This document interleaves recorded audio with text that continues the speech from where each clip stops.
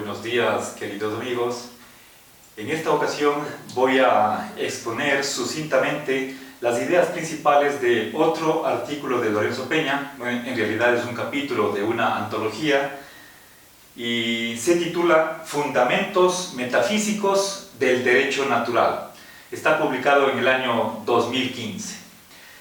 Y entonces, de lo que se trata es de hacer un contraste entre dos corrientes de filosofía jurídica. Por un lado, el positivismo, en el cual se va a concentrar la crítica, y por otro lado, exponer lo que es el naturalismo. Y entonces voy a exponer 4 puntos acerca del positivismo, pero en primer lugar quiero dar a conocer que el positivismo es simplemente la aplicación a la jurisprudencia, al estudio del derecho, de la postura filosófica que se conoce con el nombre de positivismo, inventada por Augusto Comte en la primera mitad del siglo XIX.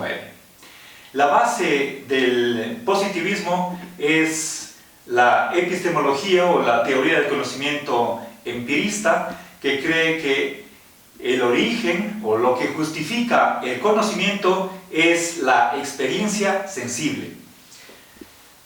Bien, ahora, desde este punto de vista empirista, las preguntas típicas o clásicas que se hace la filosofía del derecho son estas 3 que están acá. El ¿qué es el derecho?, ¿por qué existe? ¿Y para qué? ¿Sí? ¿A qué fin sirve? Entonces es la cuestión de la naturaleza, la función o los fines del derecho y la razón que hay detrás de su existencia. Todas estas 3 preguntas, como van más allá de la experiencia, al igual que la pregunta ¿por qué es la justicia?, entonces son rechazadas desde este punto de vista empirista. Por lo tanto, el derecho, el estudio del derecho, va a ser una ciencia social. Propiamente no es una filosofía, sino el estudio del derecho es científico y con una metodología empírica. Bien, y la posición del positivismo es que en una ciencia en general, por lo tanto también la ciencia jurídica, tiene que ser axiológicamente neutral. Al respecto, Lorenzo Peña señala lo siguiente, que no está de acuerdo con que el estudio del derecho sea una ciencia social, ¿sí? Es una ciencia normativa, y ello porque el estudio filosófico del derecho tiene que hacerse desde lo que el derecho debería ser. Es decir, hay que considerar cuál es la misión, el propósito, la función del derecho. Y ello necesariamente tiene que ver con los valores que van a estar incorporados intrínsecamente, que son consustanciales al derecho. Se puede entender que el derecho tiene una esencia, tiene una función, y eso no puede estudiarse empíricamente. Por otra parte, el estudio del derecho también tiene que proponer la ley como debería decretarse. Eso es lo que en latín se conoce la lege ferenda, ¿sí? Es decir, la ley que debería ser decretada o que tiene que ser decretada. Por otra parte, frente a esa posición positivista que cree que la ciencia en general, y por lo tanto también el estudio científico del derecho, no tiene nada que ver con los valores, ¿sí?, ni morales ni jurídicos, Lorenzo Peña cree que esa posición de filosofía de la ciencia, o si quieren una tesis epistemológica, es refutada por el hecho de que las teorías están empíricamente subdeterminadas. Eso significa que la experiencia, la evidencia sensible, no es capaz de resolver cuál de dos teorías es la que más se ajusta a esa evidencia empírica, puesto que las apoya igualmente a ambas, como pudo haber sido el caso históricamente entre la teoría geocéntrica y la heliocéntrica. Ambas pueden pretender que se ajustan tan bien la una como la otra a la percepción sensible. Entonces, si nosotros queremos tener un criterio, el criterio para elegir una teoría, una tesis que defiende Lorenzo Peña es que ese criterio es el de que la teoría más satisfactoria, más aceptable, es la que brinda la mejor explicación de los fenómenos empíricos, de los hechos. Y cuando hablamos aquí de la mejor explicación, quizás esto podría a su vez desglosarse a través de la apelación a otros valores, como puede ser la simplicidad. ¿Sí? Si es que tengo dos teorías que ambas se ajustan bien a la experiencia, la que es más sencilla, ¿sí?, es la que se gana la palma. Ahora, veamos un segundo punto, la cuestión de cuál es la fuente del derecho. Es una tesis central del positivismo, lo que vamos a llamar el legalismo. El legalismo se puede entender como aquella corriente que defiende estas dos proposiciones. La primera es la de que la obligación jurídica tiene su origen en el legislador, o con otras palabras, la única fuente del derecho es la ley. Lo que tiene obligación dentro del derecho, ¿sí?, tiene su origen en la labor de la legislatura. No hay más fuentes, esa es la única fuente. Ahora, frente a eso, Lorenzo nos recuerda que hay otras fuentes, ¿sí?, aparte del legislador. La primera es la costumbre, que tienen fuerza de ley. Esta es una tesis que fue defendida por Joaquín Costa, quien cree que cuando el pueblo masivamente desacata una ley, esa ley no tiene vigencia. Y también, por otro lado, para que una ley realmente tenga vigencia jurídica, tiene que tener la aprobación, el consentimiento mayoritario de la gente. En segundo lugar, una segunda fuente del derecho es el hecho de que las masas populares, el pueblo en general, se adhiere a ciertos valores y principios que están constriñendo la labor de un asambleísta constituyente.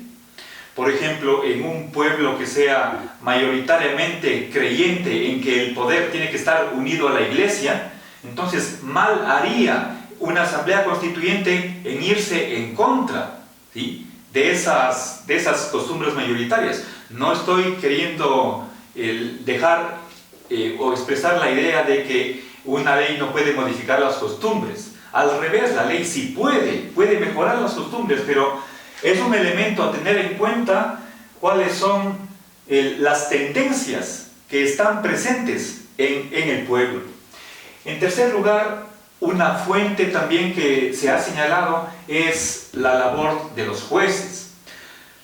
A veces sucede que la ley no está tan afinada, de modo que necesita ser complementada o tal vez a veces corregida por los jueces.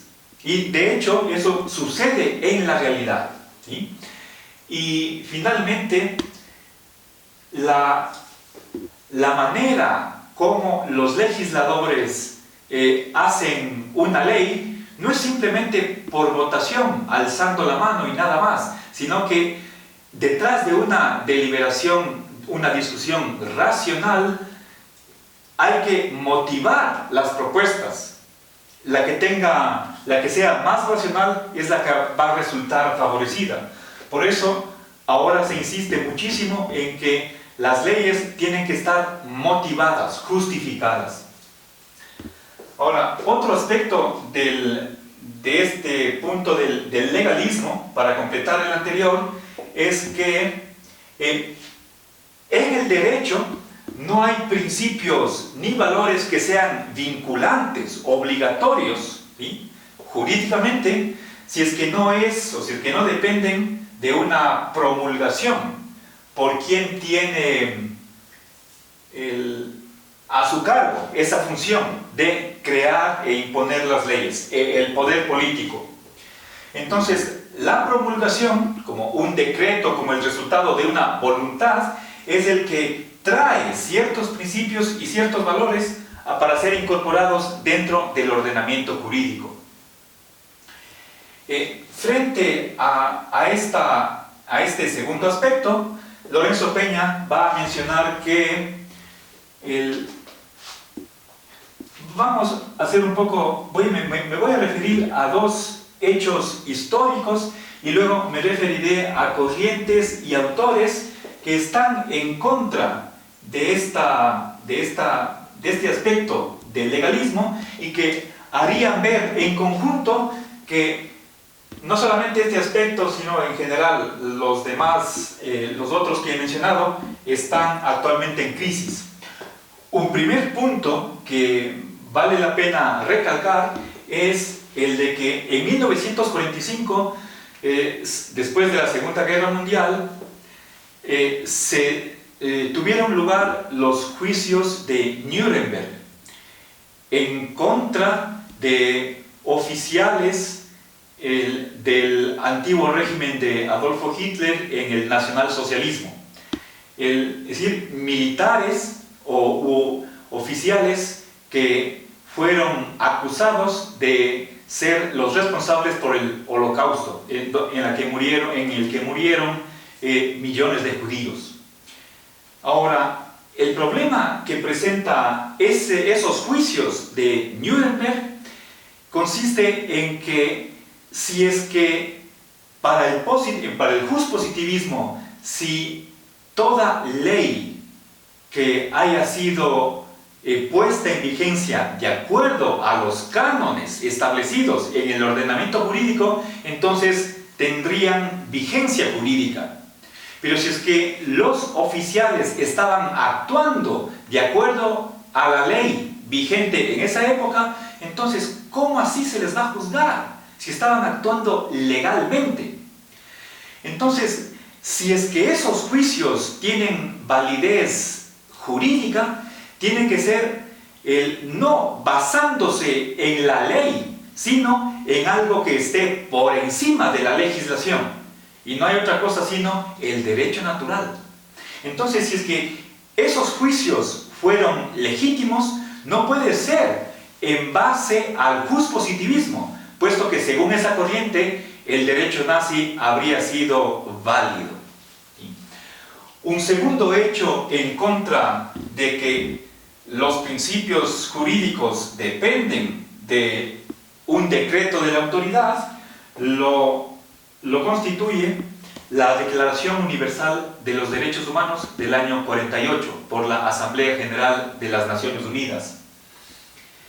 Si es que hay derechos humanos, eso significa que los derechos no están dependiendo de ninguna legislación nacional, sino que por el mero hecho de que un ser humano tiene una naturaleza, de ahí surgen ciertos derechos que tienen que ser respetados e incorporados a la ley positiva.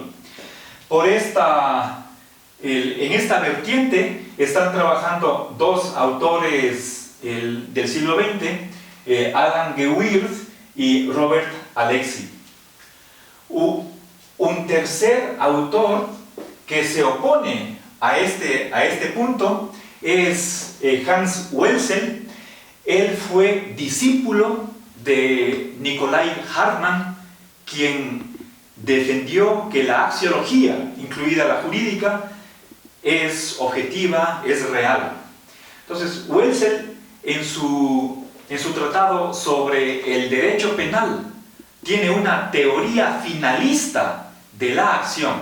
Cuando tenemos que considerar cuestiones como la responsabilidad, la culpabilidad, qué es la acción dentro de un contexto del derecho penal, tenemos que acudir a los valores. Ahora, este autor ya me permite hacer una transición hacia una consideración más general, la de que todo ordenamiento jurídico por sí mismo incorpora principios y valores superiores. ¿Sí? Y esto no porque sean los legisladores los que convocan, los que invocan esos valores, sino que el propio ordenamiento jurídico íncitamente tiene esos valores. Esta tesis ha sido avalada por el neoconstitucionalismo, tanto del italiano Gustavo Zagrebelsky como de los españoles Carlos Nino y Manuel Atienza. Hay otros dos autores más que creen que la filosofía jurídica necesita apelar o recurrir a los valores, y ellos son Luis Recasén Siches y, por otra parte, Eduardo García Maínez, mexicano. Bien, ahora pasemos a un penúltimo punto, el de que, según el justpositivismo, un fundamento de esa corriente sería el divorcio, la separación entre moral y derecho. ¿Sí? Bueno, Lorenzo Peña comenta en este penúltimo punto que esta separación ni entraña el justpositivismo, o al revés, el justpositivismo no conlleva la separación entre moral y derecho. Históricamente fueron dos justnaturalistas los que iniciaron la separación entre moral y derecho, y ellos son Pufendorf y Kant, ambos justnaturalistas. Ahora, Lorenzo en realidad quiere mantener esta independencia del derecho con respecto a la moral, pero sin embargo hay que tener en cuenta los siguientes dos puntos. En primer lugar, que cuando la intención de un actor, de un autor, pasa a realizarse, ¿sí? Pasa a la acción, entonces en esa medida esta intención sí forma parte del derecho. Este tiene que tomar en cuenta, para ver si es que hay engaño o dolo, tiene que ver la intención del sujeto. Y por otra parte, lo que anteriormente, hasta comienzos o en la primera mitad del siglo XIX, se creía que ciertas acciones altruistas de ayudar a otro, eso pertenecía a la moral, y que por lo tanto no había deber jurídico de ayudar al otro, no había deberes positivos. Esa tesis fue desmentida desde mediados del siglo pasado, y por lo tanto ahora se reconoce, los ordenamientos jurídicos reconocen que hay obligación jurídica positiva, deber de hacer, prestar o, en ciertos casos, auxiliar. ¿Sí? Finalmente, la cuestión de cuál es el ordenamiento, cuál es el valor que tiene que estar tutelado por el ordenamiento jurídico. Para el justpositivismo es únicamente la seguridad.